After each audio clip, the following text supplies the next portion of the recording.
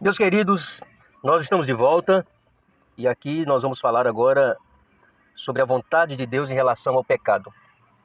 Por que tocar nesse assunto neste momento da nossa disciplina?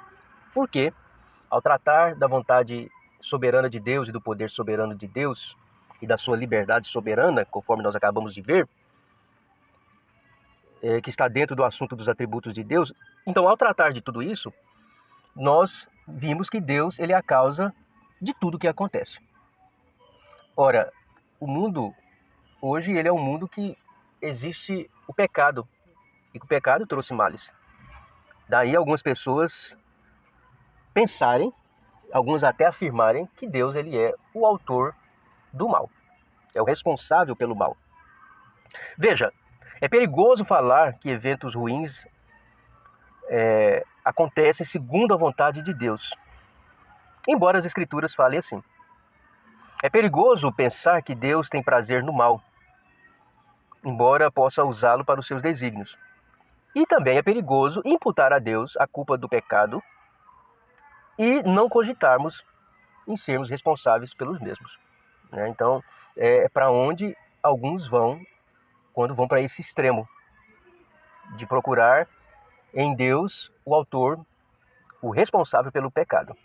Então, aqui é bom deixar claro que Deus, embora ele permitiu que o mal existisse, ele não tem prazer, mas ele usa o mal para os seus desígnios soberanos.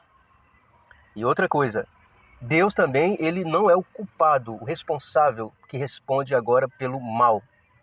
Mas nós é que somos, os pecadores é que são, os seres morais é que são, tá?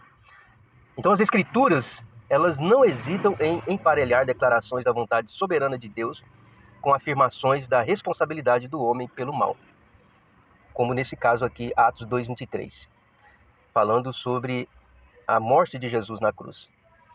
Diz o texto, sendo este entregue pelo determinado desígnio e presciência de Deus, vós o matastes, crucificando-o por mãos de iníquos. Então aqui nós podemos ver que a Escritura ela afirma que Jesus ele foi morto de acordo com a vontade soberana de Deus, e o poder soberano de Deus garantiu que isso acontecesse, usando todos os atores que estavam envolvidos nessa questão, mas também o mesmo versículo, ele imputa a responsabilidade, a culpa nos homens que estavam envolvidos ali na morte de Jesus.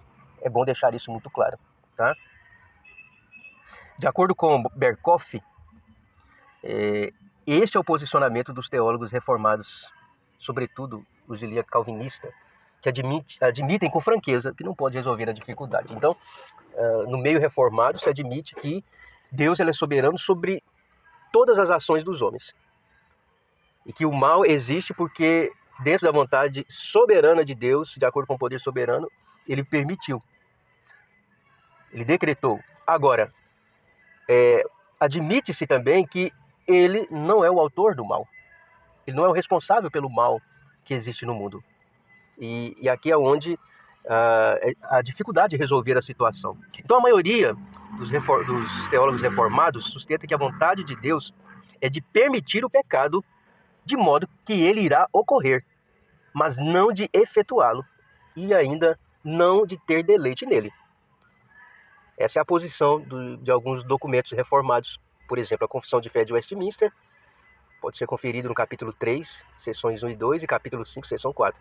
Também é o posicionamento da Confissão de Fé belga, no artigo 13, da Segunda Confissão Helvética, no artigo 8, e dos Cânones de Dort, no capítulo 15.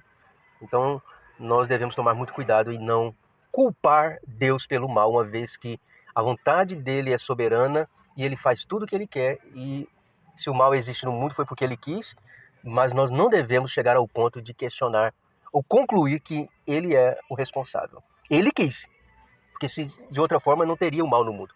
Mas nós não podemos julgá-lo aqui, porque jamais Deus ele é o responsável pelo pecado. Ok?